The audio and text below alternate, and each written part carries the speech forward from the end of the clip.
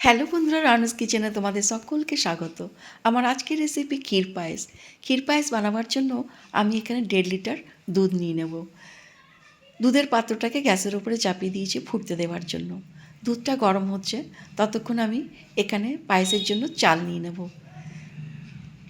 চাল ও চিনি দুধের মাত্রার থেকে একদমই অল্প নেব। এখানে আমি 4 চামচে 3 চামচ চাল নিয়ে নিয়েছি। চালটাকে এবার ভালো করে ধুয়ে নেব। চালটা ধোয়া হয়ে গেলে দুধের মধ্যে মিক্স করে দেব। এবার দুধটাকে খুব ভালো করে নাড়াচাড়া করে নেব। চাল ও দুধটাকে ভালো করে নেড়ে চেড়ে নেব। আর দিয়ে দেবো 2টো ছোটো এলাচ সুগন্ধের জন্য। এলাচ দুটোকে আমি ফাটিয়ে দিয়ে দেব। এবার খুব ভালো করে দুধ ও চালের সঙ্গে নাড়াচাড়া করে নেব। এখানে গ্যাসের ফ্লেমটা একদম লো করে দেব। যতক্ষণ না আমার রান্না হবে ততক্ষণ আমি গ্যাসের ফ্লেমটাকে লোতেই রাখবো। এখানে কিছু ড্রাই ফ্রুট নিয়ে নিয়েছি, আলমন্ড, কাজু, কিশমিশ, নারকেল। আলমন্ড আর কাজুটাকে ক্রাশ করে নিয়েছি। এতে কী হবে, দানা দানা বেশ ভালো লাগবে।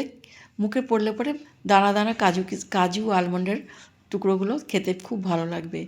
এখানে কিছু ড্রাই ফ্রুট আমি বাঁচিয়ে রাখবো গার্নিশ করবার জন্য। এবার খুব ভালো করে নাড়াচাড়া করে নেব।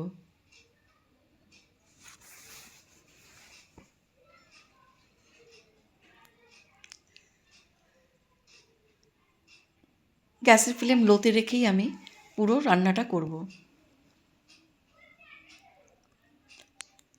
এখানে দেখো, যখন এইভাবে হয়ে যাবে, একদম দুধ ও চালের সঙ্গে মিক্স হয়ে দুধটা শুকিয়ে যাবে, তখন আমি এখানে চিনিটা ঢেলে দেবো।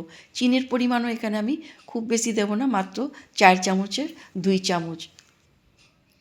এই রেসিপিটা বানাবার পর মনে হবে যেন একদম রাবড়ি তৈরি হয়েছে। এবার একটা কাচের বাউলে আমি ঢেলে নেব। আমার আজকের রেসিপি ক্ষীর পায়েস একদম তৈরি হয়ে গেছে। এবার আমি গার্নিশ করে নেব। বন্ধুরা, আমার আজকের রেসিপি তোমাদের কেমন লাগলো কমেন্ট করে নিশ্চয়ই জানাবে। ভালো লাগলে একটি লাইক, সাবস্ক্রাইব করবার অনুরোধ রইল।